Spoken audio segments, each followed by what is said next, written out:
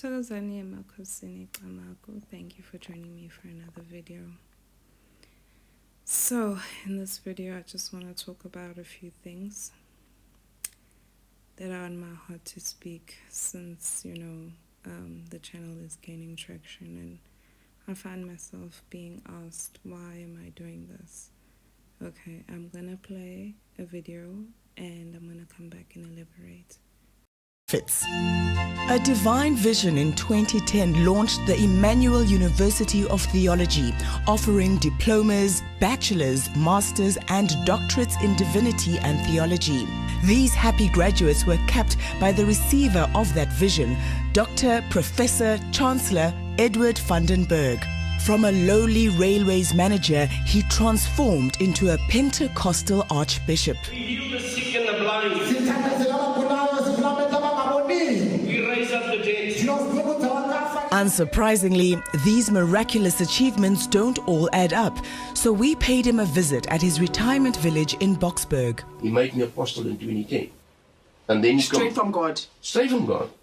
You became an apostle. Then he said to me, I'm an apostle. So a lot of people don't believe when the Lord talks to you. It was real. Real, for real. And that empowered me. And then he said to me, I want you to train up the end-time generals and uplift the previous marginalized and disadvantaged in society.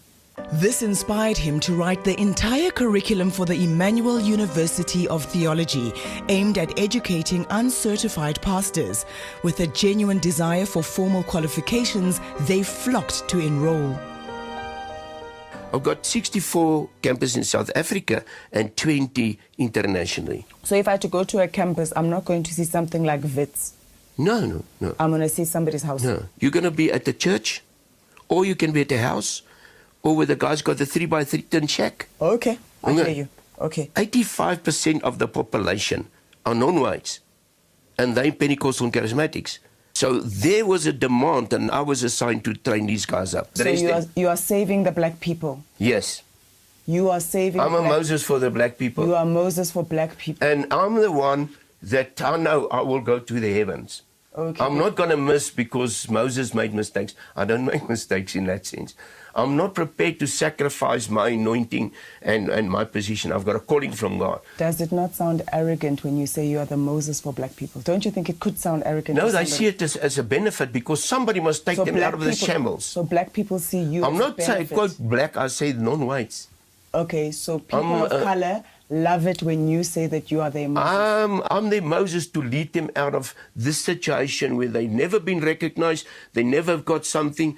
And so we've got thousands of churches in South Africa with leaders that are not qualified. So big ups to Carte Blanche for doing the Lord's work, really. Like, can you see that Christianity is causing us as a people to perish, really? Siyaphela, for real.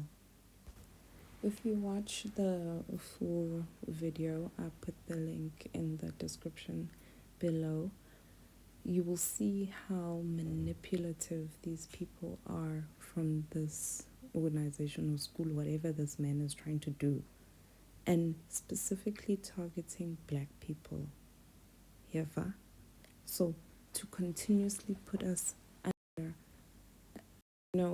curses of not following the law, following your culture, while at the same time milking them dry after having been stripped already from all that we've been stripped of and our ancestors already today. Now you want to strip us of our money.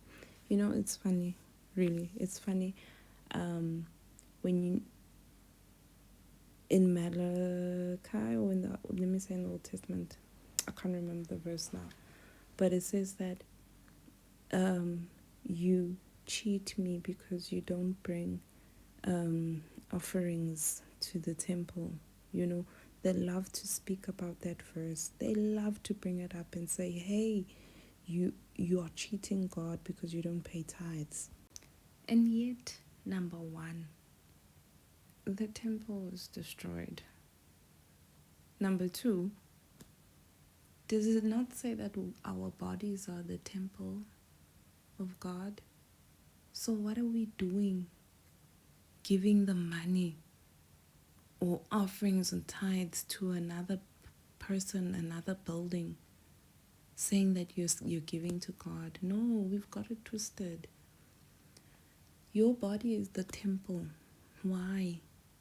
Because God is in you. Number one. Number two, your ancestors are in you. Hence, you are a holy vessel. Your body is holy. Yabo? So, we curse ourselves on top of that because now we're giving. We're still cheating. We're still cheating. Even worse, you're cheating your family members, your ancestors. This thing was used to brainwash us and manipulate us into submission and yeah. So what are you supposed to do with your money or your 10% or whatever portion? You go home, you lay it before your family altar, and you thank the right people for blessing you and helping you and providing for you like God intended, had instructed. You thank God, you show them. A lot of us don't do that. When we earn our salaries or whatever wages, we don't go back to our ancestors and thank them and lay it before them and say, here is my portion. Thank you for providing. I digress anyway. But it's just how far we've been brainwashed to disregard, to have no regard for our culture, whereas the culture is truth and everything should align with your culture. And it's unfortunate that it's not just people like this man that is claiming to be the Moses of the black people. It's not just him, unfortunately. We know of these fake pastors, these fake prophets, people who know very well that they are using witchcraft to do what they call and what they say is God's work. I'm gonna tell you a story because this is actually dangerous. All right, so this happened about 2018, and I had a dream one night. I think it was during the week. I had a dream. I slept late. I prayed and then I slept after midnight, and I had a dream. Now in this dream, I was like in a white room, and I was just standing there, and it was just me. So I feel pain in my left hand, and I lift up my hand to look at it, and I see that my hand has like a sore. It's red in my palm, and it's painful. All right, and I like drop my hand, and I don't know what I was doing in that white room, but time went by, and then this pain grew worse. I mean, it was painful. It was stinging. So I pick up my hand again and I look at it, and this time I see the sore is not just a sore, it's actually like a gaping open wound. And then I just woke up. So at the time, my mom was attending this fake prophet's church somewhere in Sandton, né? Y'all will know him, he's pretty famous, but these people ran away from South Africa anyway. So she was attending this guy's church. So though I kept warning her, but she had just come back from a retreat of some sort with that man in the church. And it's one of those places where you have to pay to see the prophet, né? So she comes back with these oils and the products from the church. she would always advocate for us to use these products, these oils, and they just gave me the creeps anyway. So we had a drive the next day to her home, her family home, and I was driving. So in South Africa, we drive on the right of the car, the right hand side of the car, and so my left hand is closest to my mom. So on our way, we're driving, and my mom is like, oh, before I forgot, so that we can drive safely, she takes out the oils and she takes my hand. She doesn't ask me, she just takes my left hand and wants to spray the oil on my left hand. And I just immediately remembered my dream, and I just snatched my hand back so fast. I was like, no, I'm good, and it was very awkward because I know she was helping, but no. I just remembered my dream, being showed and warned not to put that oil. These people, granted, they get these oils from supposed traditional healers, but they're really not traditional healers. I mean, if you're gonna do witchcraft, you're not a healer at all. But a lot of pastors are using witchcraft to trap people into their churches, to make people not to leave their churches, make people to always give money, you understand? Sometimes they even sacrifice with their members. I'm saying not all, and I'm also saying don't think you're safe if you're a Catholic or Methodist or Anglican. I'm saying go back to your roots. Go back to, how do I say this in English? Go back to your mother's stomach. Yeah, like Siyaphela, really. It's awful. I want everyone on the altar, go back to your seat. I want you to come, those of you that you are going to come with a seed for the new document that will be operating in your life. And this is the seed I want you to bring. I want you to bring two kinds of seed. Category 1, 7,000. Category 2, 5,000. If you are here tonight, I just want you to stand here quickly. Come to the altar immediately, and I'm going to pray.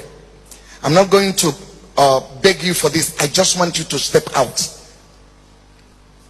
Step out wherever you are, very quickly. You will bring a seed, either 7,000 or 5,000. Wherever you are, just get up, because this thing you are writing, Joshua knew the power of the altar, and he used the altar and spoke in a day, and it came to pass. I want you to come. I'm giving you counting 1 to 7, and you are here. 1, 2, 3. If I finish counting 7, you didn't come, just remain on your seat. 4.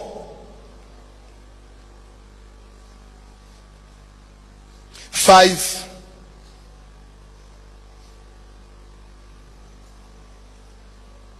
'It's a prophetic instruction that I'm giving to you. Go look for 5,000. Go look for 7,000. 6. If you are running, run quickly. Let's do exercise tonight. 6. 7. Now the rest people sitting down, I want you to rise. I need you to put 3,000 in your envelope tomorrow when you are coming. Stand at the count of 5 wherever you are. 1, 2, 3. If you are standing, run to the altar. If you are standing, run. Run out of that thing. Run out of it. Run out. It's just a seed. I'm provoking your faith. I want you to exercise your faith. Just get 3,000 naira and put it inside the envelope and run down here tomorrow. 4. Stretch your hand towards me. I speak on behalf of my father and my mother. I speak because you have already stepped out.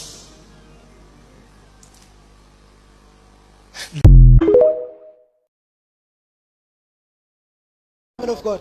But the devil tried to attack your child. Do you have children? Yes, man of God. I've How got many? Two. Yes, man of God. Go deeper, Papa. Prophesy, man of How God. do you pronounce this one? Just wait. How do you pronounce? Prophesy, Papa. How do you pronounce? Sipiwe. Prophesy, Papa.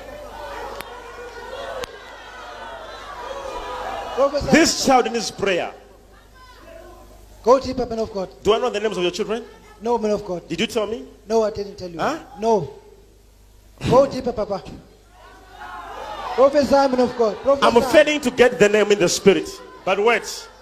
Prophesy, man. Why should I be struggling yet I can capture her in the spirit? Prophesy, man of God. Who has an iPad? An iPad. Prophesy. Can I use this iPad and capture? Prophesy. Should I use it?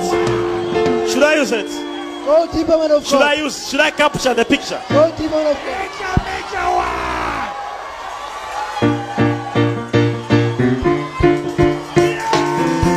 Go deeper, Papa. Can I capture?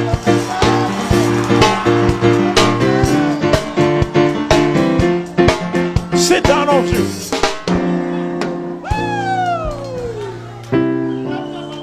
Prophesy, Major One. Go deeper, man of God. Prophesy.